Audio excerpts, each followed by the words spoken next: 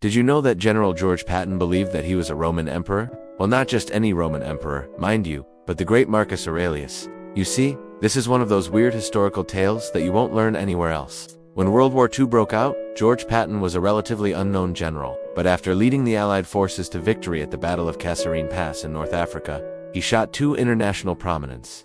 Over the course of the war, he would liberate much of France and Germany, while displaying an almost supernatural knack for finding and exploiting weaknesses in the enemy lines. His aggressive maneuvers and bold strategies made him one of the most successful generals of the war, but as his star began to rise, so did his eccentricities. In the midst of the Libyan desert, Patton had a vision. As he stood before a crumbling Roman aqueduct, he thought to himself, "I am Marcus Aurelius. The spirit of Rome is in me." From that moment on, he began to see himself as the reincarnation of the great Roman emperor.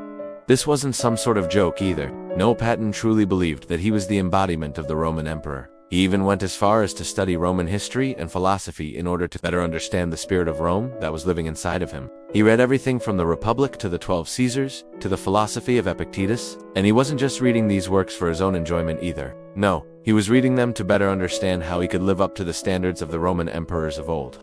Patton began to dress like a Roman senator, and he surrounded himself with classical music and art. He also began to take on the mannerisms of the Roman emperors, such as the way that they addressed their soldiers and the way that they conducted themselves in public. It got so bad that at one point his staff even considered having him committed to a mental institution.